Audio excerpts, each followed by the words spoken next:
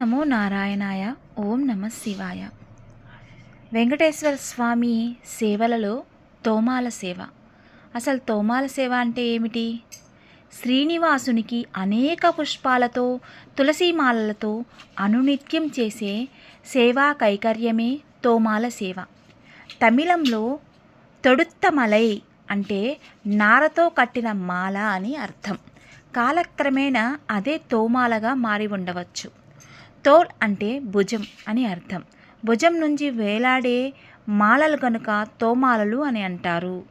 ముందు రోజే రాత్రి ఆయా కాలాల్లో లభించే అనేక రకాల రంగురంగుల పరిమళ పుష్పాలతో తయారు చేయబడిన పుష్పమాలికలను విమాన ప్రదక్షిణంలోని యోగా నరసింహస్వామి ఆలయం పక్కన ఉన్న శీతల పుష్ప అరలో సిద్ధం చేస్తారు.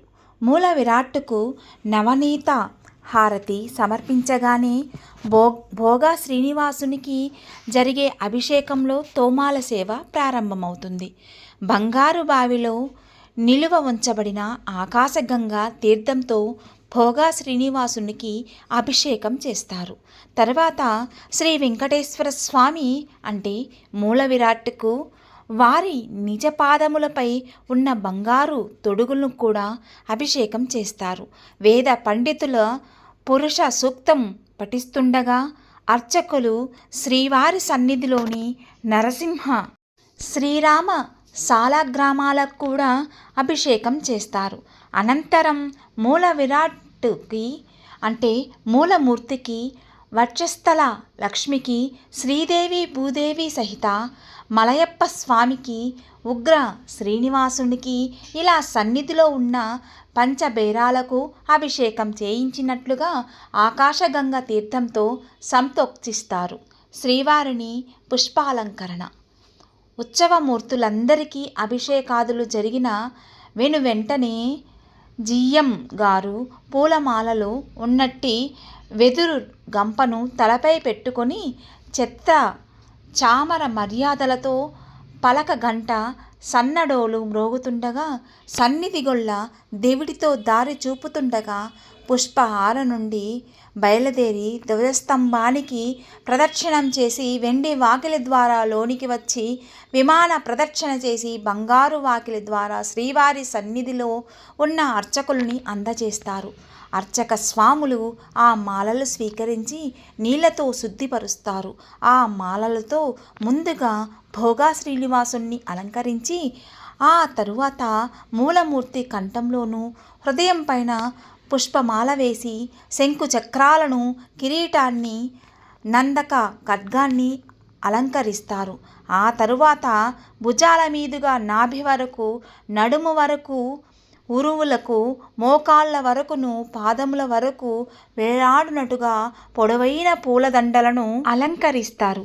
ఈ పుష్పాలంకరణంలో శ్రీవారి పాదాలతో మొదలవుతుంది.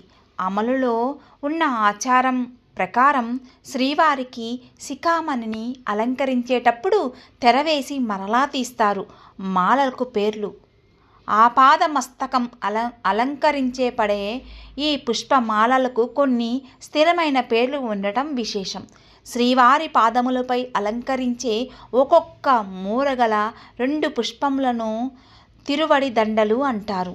శ్రీవారికి కీం మీదుగా 2 భుజాల వరకు అలంకరించబడే 8 మూరల పుష్పమాలలను శిఖామణి శ్రీవారి భుజముల నుండి ఇరువైపులా పాదముల వరకు వ్రేలాడునట్లుగా అలంకరించే పొడవాటి మాలను సాలగ్రామ అంటారు. శ్రీవారికి మెడలో 2 వరుసలు భుజాల మీదుగా అలంకరించబడే 3.5 మూరల పుష్పహారాన్ని కంఠసరి అంటారు. శ్రీవారి వక్షస్థలంలో ఉన్న శ్రీదేవి భూదేవులకు 1.5 మూరలు పొడవుండే 2 పుష్పమాలికలను వక్షస్థల మాలలు లేదా వక్షస్థల తాయార్ల సరాలు అంటారు. ఒక్కొక్కటి ఒక్కొక్క మూర ఉన్న 2 దండలను శంఖ చక్రాలు అలంకరిస్తారు. వీటిని శంకుమాల చక్రమా అంటారు. శ్రీవారి నందక బడ్డానికి అలంకరించే 2 మూరల పుష్పమాలికలను కంఠారి సరం అంటారు. 2 మోచేతుల కింద నుండి పాదాల వరకు వ్రేలాడదీసే 2 పుష్పమాలలు తవలములు అంటారు. వీటిని ఒకటి 40 అంగుళాలు మరి ఒకటి 50 అంగుళాలు పొడవుగా ఉంటాయి. వీటిని శ్రీవారికి ఇంగ్లీషు అక్షరం యు ఆకారంలో ధరింపచేస్తారు.